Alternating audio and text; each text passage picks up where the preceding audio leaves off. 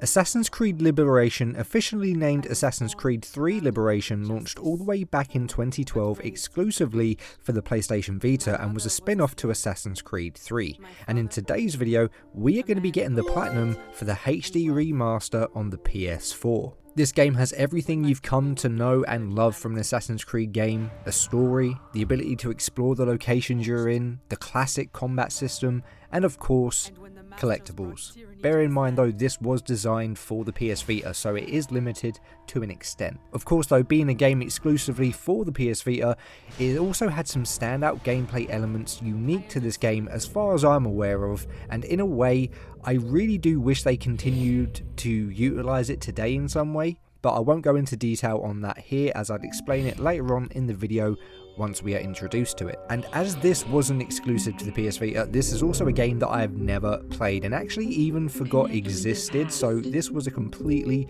new experience for me. Now, in order to get this Platinum trophy, I've broken it down into a few steps. Step 1 is to complete the main story and enjoy it, and if we complete any miscellaneous trophies along the way, then it makes it a little bit easier for us later on. Step 2 will be to replay all missions, completing the optional objectives for 100% memory synchronization. Step 3 is map cleanup. This includes all viewpoints, all general and persona specific collectibles, and all general and persona specific side missions. Finally, step 4 will be to finish off earning any miscellaneous trophies we have left, resulting in the Platinum trophy. Now, just before we get into the video, I just want to say thank you guys for the support on the channel recently, being absolutely smashing it, and I really do appreciate all of it. If you haven't seen any of my previous videos, I'll leave a couple links below so you can go check them out after this one if you like what you see here. Anyway guys, with that out of the way, let's get this Platinum trophy. We begin the game as a young French girl by the name of Aveline, along with her mother, Jeanne. Aveline gets distracted and we start chasing a chicken. However, the chicken meets an unfortunate end and we come across some slave traders selling slaves. Deciding it was best to not stick around, we realise that we have lost our mum and begin to search for her, and much like the chicken, it didn't turn out too great. You there, bantling pest! I'll have you arrested!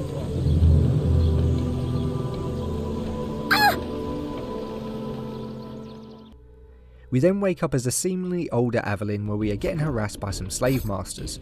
We fight them off, and this in a way is our introduction to the game's combat system, and much like other Assassin's Creed games at the time, it shared the same formula, so it was easy for me to get back into. After dealing with the slave masters, a snake, out of all things, decides to make a creative entrance when we wake up again, this time fully conscious and in the home of our father Olivier de Grand Prix and our stepmother Madeleine de Lille. After talking with Madeleine, we discover that Aveline has a secret life and is also an assassin fighting against the Spanish government, slavery and the Templar Order. We discover that slaves are vanishing from one of the nearby plantations and seemingly without a trace, and are tasked with getting inside the plantation and finding out everything we can. At this point, we are introduced to a system completely unique to this game, at least in terms of the Assassin's Creed series. You see, we are introduced to personas. They have their own unique set of outfits as well as advantages and disadvantages to using them. Playing as the lady persona will allow us to remain undetected more easily, as well as giving us the ability to charm and bribe guards in order to get into certain areas and obtain certain items. Although, because we are now a lady, we have reduced health and defense. It also means no swords and machetes, just a hidden blade, as well as no free running or climbing. We have the Assassin persona, which allows us to experience the game pretty much as any other Assassin's Creed game. Guards will notice you extremely easily, but we have full access to our arsenal of weapons and abilities, increased health and defense, as well as a unique ability called Chain Kill. And finally, we have the Slave persona, which is actually a perfect balance between the Lady persona and Assassin persona. Good arsenal of weapons, ability to remain undetected for extended periods of time, and the only real downside is that we don't have as much health as the Assassin persona, nor the Chain Kill skill. They also come with their own unique ways of reducing notoriety, like bribing officials, killing witnesses, and tearing down wanted posters. For this objective though, we chose the Slave persona and head for the plantation. We discover from the other slaves that the people aren't escaping and that they are being taken. We follow clues to a nearby barn where we discover a slave getting harassed by the slave masters, and after dealing with them, we help her escape. We head back home where we ask Madeleine for her assistance in making sure the woman gets to safety, and she agrees to help. We later discover that shipments have been going missing in the family business and decide to investigate the matter ourselves, which leads us to Captain Dominguez. Using our charm, we manage to get into his personal quarters where we find some documents detailing the whereabouts and then proceed to recover the shipments. Upon returning to Gerard, he tells us that after looking at the documents we found, he recognises the name de Ferrer. De Ferrer is a Templar and just happens to be attending the governor's party tonight. We use this as an opportunity to find out why he is here and how he is involved. On our way to the governor's mansion, we purchase a new dressing room to change into our slave disguise, also unlocking our first trophy of the game. We infiltrate the mansion and overhear de Ferrer and the governor discussing plans of handing over the French colony to Spanish rule while remaining governor of New Orleans and allowing the Templars and someone only known of as the company man to continue their work.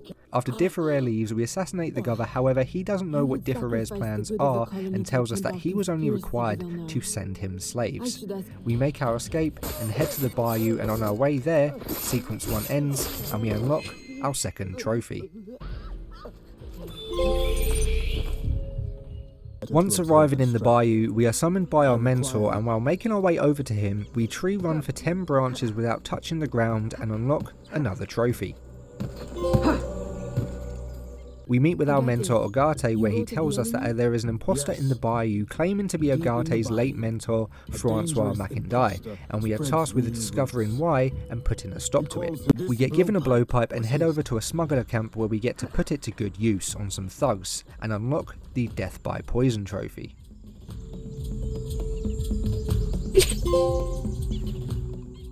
After dealing with the thugs, we talk to the smugglers, Rusilion and Elise, where we come to an agreement on helping each other in bringing an end to the false Macindai. After following various leads, we discover he is performing a ceremony, so we decide to infiltrate the ritual site where we find de Ferrer is there and he is talking to the imposter, which we discover to be Baptiste, which only leaves us with more questions. The false Macindai ends up poisoning us, but thanks to an antidote we drank earlier, we managed to outlive his trap and put an end to his life. He then reveals to us that he has seen our locket before and that Agate had betrayed him for a woman who wore the exact same one. This could only be Avelin's mother, but before he can tell us anything more, his life ends. What was her name? At this point in the game, we are introduced to a new game mechanic, and that is having the ability to find people around the world named Citizen E, and upon killing them, will reveal extended length cutscenes which reveal a lot more about the targets we are after and their plans. Citizen E also play into getting the true ending of the game, so we'll be aiming to be killing all of these. Through this Citizen E though, we discover that Baptiste planned to poison the nobles of New Orleans to avenge the slaves, which is a good thing. The bad thing was he was going to have control over the bayou and induct his followers into the Templar cause. We meet back with Agate and inform him of our success as well as some of the information we have discovered. Sequence 2 ends and we unlock another trophy.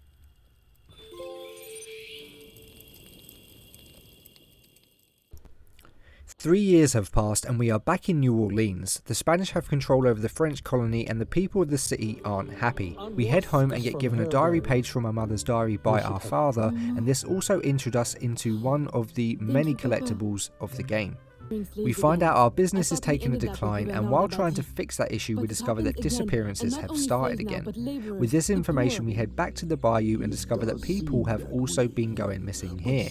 With the help of smuggler Elise de Fleur, we uncover a plot that Governor Aloha is behind the disappearances and that a lot of the slaves are given false promises of freedom once they reach the intended destination. Of course, this is likely not the case, and after actually freeing some of the slaves from Spanish troops, we head back to New Orleans. After arriving back, it wasn't long before we were putting a spanner in the works and began by inciting a riot with the people of New Orleans.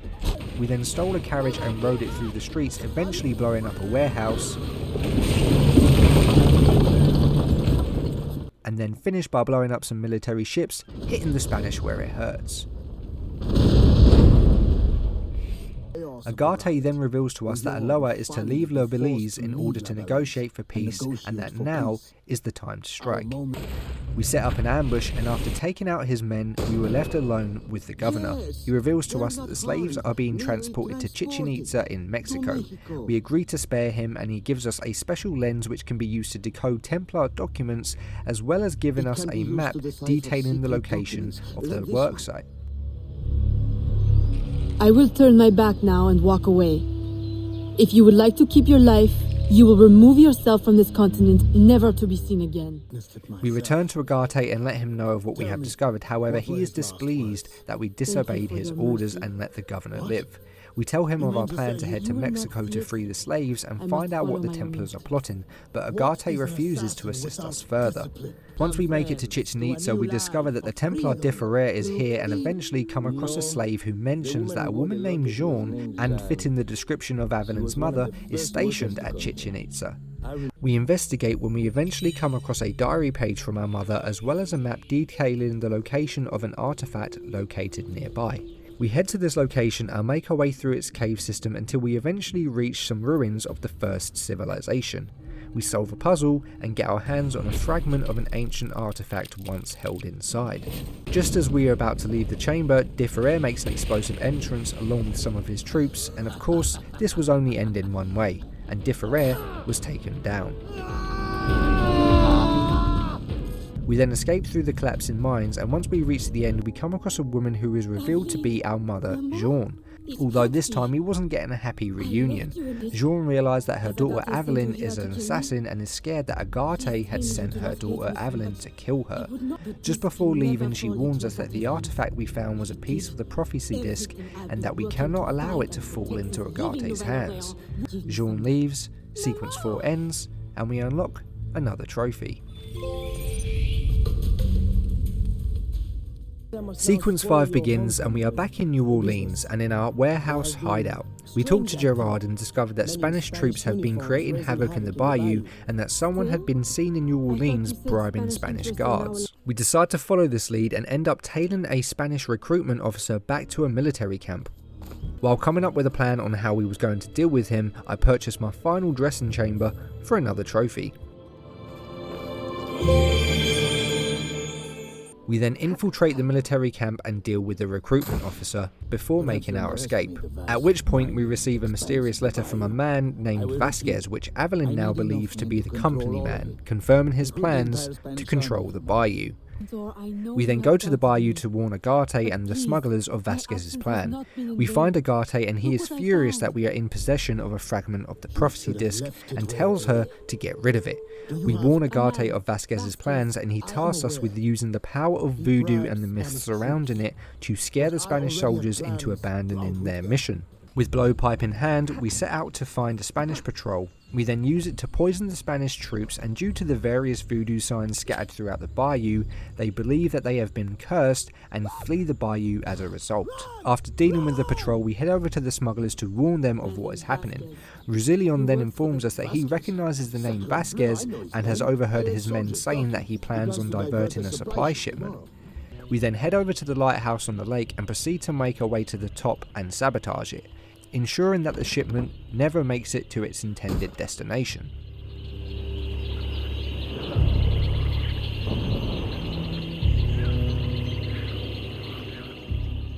The plan worked and the supply ship was stranded in the mud, and we then worked with Elise, Rusilion and the other smugglers in retrieving its cargo. In this cargo, Rusilion discovers some documents that contained orders to travel to Chichen Itza and reclaim the worksite. Fearing for her mother's safety, Aveline returns to Chichen Itza. After returning, we find our mother, and this time things go a bit more smoothly. We have a heart-to-heart and seem to make peace with each other. She then gives us a map detailing the location of another piece of the prophecy disc, as well as telling us of a canoe that we can use to navigate our way through the cenote. After making our way through the cenote and its underwater network, we climb to the top of an ancient chamber where we find another strange room and another elaborate puzzle. Once solved, we get our hands on the last piece of the prophecy disc. We then head back to our mother Jean to tell her of our success in recovering the artifact. She then tells us that she will not be returning to New Orleans and instead that she plans on staying in Chichen Itza to continue aiding its people. Sequence 6 ends and we unlock another trophy.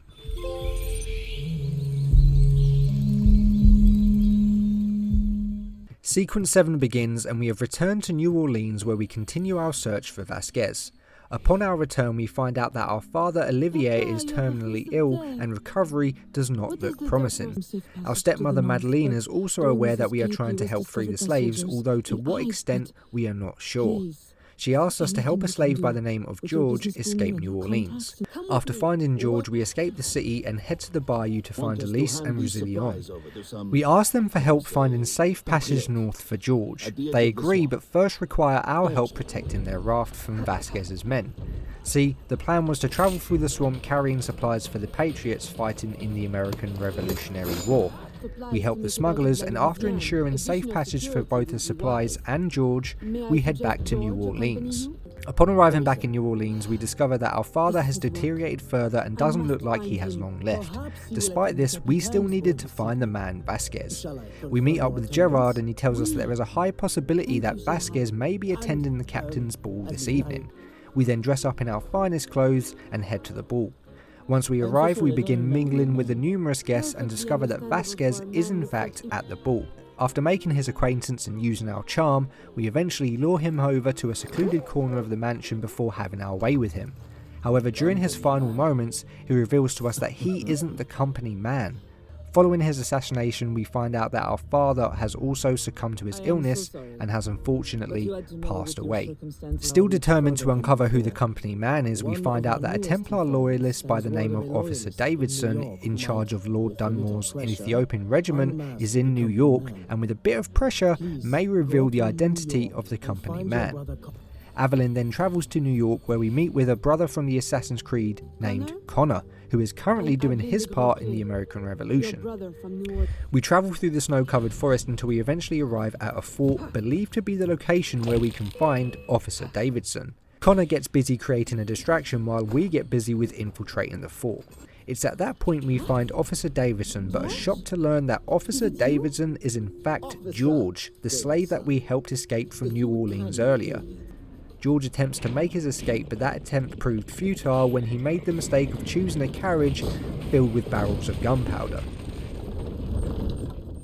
After talking to George, we discover that the company man has been under our nose all along and that she is in fact our stepmother, Madeleine Delisle. We then speak to Connor where we can see that Evelyn is obviously doubting her actions and her faith in the choices of the Brotherhood, but in a roundabout way gains some comfort from what Connor tells her.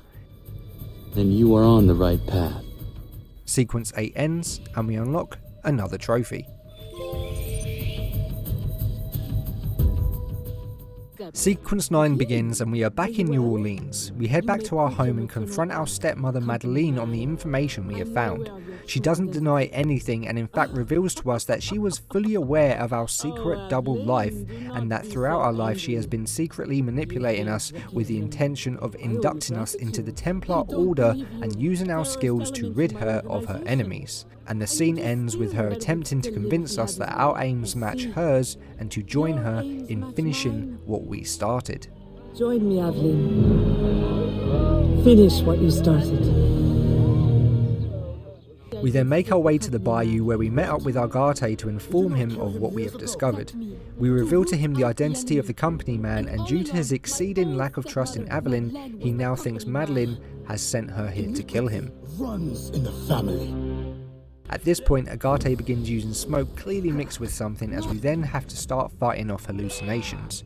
Eventually we make it through his trap and attempt to convince Agate to leave for his own safety. Evelyn did not want to kill him, but the Templars did. However, Agate is too proud of a man and can't live with his failure and chooses instead to take his own life. Evelyn realises, but it was already too late and only manages to grab the necklace from around his neck. Back in New Orleans and following Agate's death, we meet back with Madeleine at the cathedral and show her the necklace as proof of his death, as well as the prophecy disc. Proving our allegiance, we are then inducted into the Templar Order. The scene ends and after some credits, we return back to the game, but this time in a bizarre world. We navigate through the world before finally finding another Citizen E.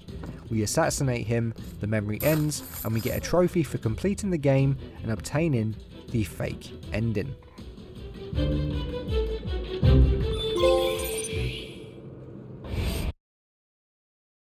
Now, while progressing through the game, I made sure to assassinate all other Citizen E scattered throughout the world. There wasn't a lot and they wasn't relatively hard to find. This allows us to experience the game's true ending. So at this point we are taken back to the cathedral, where we discover that upon connecting the two halves of the disc, Madeleine was unable to understand the messages contained within. This is when we find out that Aveline actually used Agate's death as an opportunity to infiltrate the Templar Order and bring it down from within. We then fight off some of Madeleine's guards, and while doing this we unlock the machete trophy for killing 5 guards in 15 seconds with the sugarcane machete.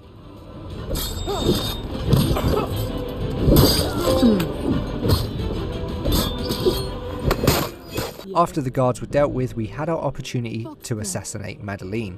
We confront Madeleine on the things that she has done, but even in her final moments, she was still trying to convince Aveline that this was all for the highest purpose. However, refusing to bend to her stepmother's will, she ends her life for good.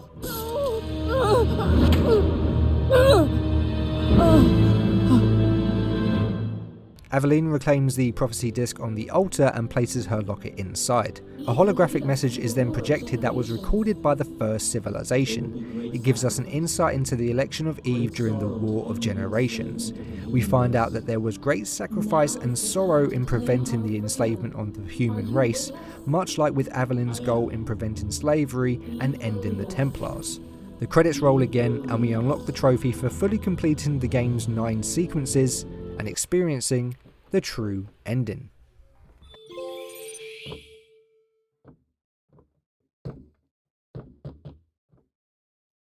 At this point, the story is complete and our first objective is to go back through and complete the optional objectives for any of the missions that we still needed in order to unlock the trophy for 100% synchronizing all memories. With that trophy now out of the way, it was time to work towards clearing up the game's viewpoints, collectibles and side quests. This wasn't too bad and didn't take too long in all fairness. The only thing that was slightly annoying was that I found myself running around the same map 3 times just to collect all Persona specific collectibles and all Persona specific side missions, in addition to all of the general collectibles and side missions that we needed to complete anyway. I did save myself a bit of time by not needing to return to Chichen Itza, as I collected all of the Mayan statues while I was there during the story. Anyway, here's a little compilation of me doing that and unlocking the trophies for them.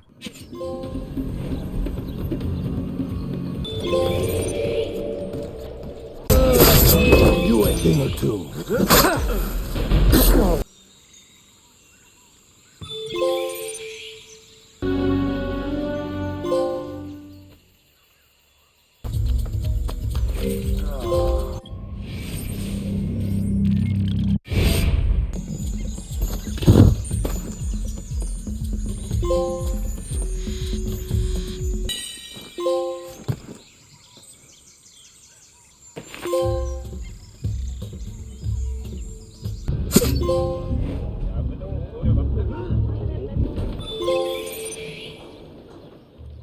Now that all of those were out of the way, it was time to work on our final miscellaneous trophies of the game. First thing we did was use the economic trade system to purchase a maximum number of 8 ships available to use in our business. Luckily we can buy the same ship, and so we bought the cheapest one 8 times and unlocked the Shipmaster trophy.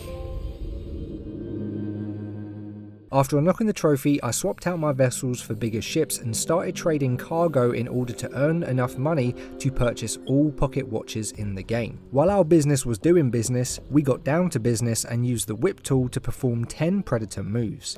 I found a spot that I could use to get it easily, and it turned out to be harder than I thought. You see, as soon as you got one guard, the rest would just start shooting at you, and you'd die pretty quickly. Eventually, we do this 10 times and unlock the Hangman trophy. Where did she? There she is! Still on my quest for money, I proceed to travel around the city of New Orleans, pickpocketing everyone and relieving them of their money. After a hard day's work, we end up with an extra 5,000 ECU to spend and the Thief trophy. Next we took some unwilling volunteers and used them as human shields in order to block 10 shots for another trophy.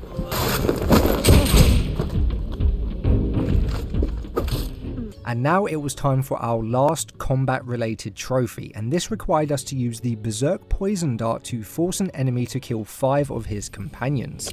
We of course ensured success and used smoke bombs to stun his friends while he proceeded to slaughter them, resulting in another trophy.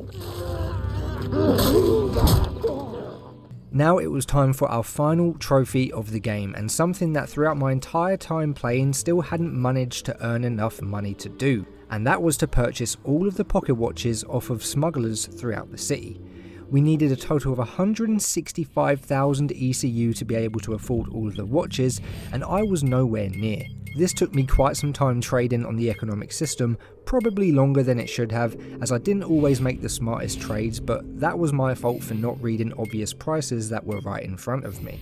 Eventually, after a good hour or so, we finally have enough money to buy our final pocket watch. We head to our local watch dealer with a spring in our step and casually hand over all of the cash we have left for a perfectly fair exchange of the one watch is not enough trophy,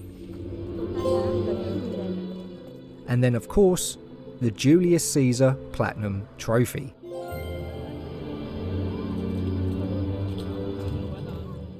Now of course, with that being our final trophy, this also brings us to the end of the video. I hope you guys enjoyed the journey and enjoyed the story it told. I for one thoroughly enjoyed it. I loved that its gameplay still remained faithful to Assassin's Creed games that we came to know and love, and while also throwing in its own unique elements to make it stand out.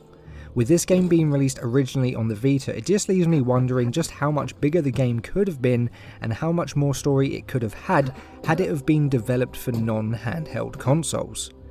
This is yet another Assassin's Creed Platinum I get to add to my ever-growing collection, and nothing makes me happier. If you guys liked what you saw here today, then please consider hitting that like button and sharing this video around. It shows your support, and your support is always appreciated on my channel. Make sure to leave your feedback in the comments below, and if you've played this game, what do you think of it? I'd love to know. If you'd like to see more videos like this, then simply hit that subscribe button and turn notifications on, and you'll be the first to know when a new video goes live. I hope you all have a great day, and I'll see you all in the next video.